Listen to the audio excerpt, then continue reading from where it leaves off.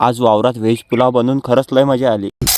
4-5 आलू आणि कांदे घेऊन मी गट्टूच्या दुकानात आलो. अडून कॉन्ट्री करून व्हेज पुलावले लागणारं आम्ही बंद सामान घेतलं. ते बंद सामान मोठ्या पन्नीत भरून स्कूटीच्या डिक्कीत टाकून दिलं. तडून आम्ही गाडी घेऊन निघलो कोथळीला जायसाठी, कारण की आम्हाला सोयाबीनच्या वड्या आणि दही घेणं होतं. ते आमच्या गावात भेटत नव्हतं, म्हणून कोथळीत आम्ही या दुकानातून सोयाबीनच्या वड्या घेतल्या. दुसऱ्या दुकानातून 1 पाव दही घेऊन आम्ही आलो माया वावरात. अडून पाथीचे 4-5 कांदे आणि 1 टरबूज घेऊन ते गट्टूच्या गाडीत टाकून दिलं. ते झाल्यावर आम्ही शंकूच्या वाड्यात आलो. शंकू सोबत त्याच्या गाडीवर बसून पहिले मी माय वावरात आलो. अडून केळीचे पानं घेऊन आम्ही चाललो आता गट्टूच्या वावरात. अडी आल्यावर सर्वात पहिले आम्ही टरबूज खाल्लं. मीनं पहिले विहिरीचं पाणी काढलं. गट्टू डॉननं आलू चिरला. शंकुल्यानं चूल ओके करून ठेवली. अन हर्षलनं बैगुन्याले माती लावून घेतली. बंदे कामं झाल्यावर आम्ही चूल पेटवून घेतली. अन सोयाबीनच्या वड्या उकळून बाहेर केळीच्या पानावर काढून ठेवल्या. ते झाल्यावर मीनं बैगुन्यात तेल टाकलं. अन गट्टूनं सोयाबीनच्या वड्यात दही टाकून ते मिक्स करून घेतलं. मग आम्ही बैगुन्यात कांदा टाकला. अन कांदा झाल्यावर त्यात मिरची मसाला टाकला. पाणी टाकून ते गरम होऊ दिलं. अन बैगुन्यात तांदूळ टाकून खालून दडदड जायला लावून दिला. गतका आल्यावर त्यात सोयाबीनच्या वड्या टाकल्या. अन फायनली आमचा व्हेज पुलाव रेडी झाला. निंबांच्या झाडाजवळ येऊन 4 जणांना 8 निंब घेतले. कांदा आणि कांद्याची पात बारीक चिरून त्यात निंबू पिळून घेतलं. बंद ओके झाल्यावर केळीच्या पानावर मस्त वाळून घेतलं. मस्त जलजिरा टाकू खाल्ला आणि बंदा पुलाव फिनिश करून टाकला. ते झाल्यावर बंदे भांडे घासून पोतळीत टाकले. अन गाड्या लोक पायदल चालून आम्ही घरी आलो. घरी येऊन मीनं काढला माया पंप.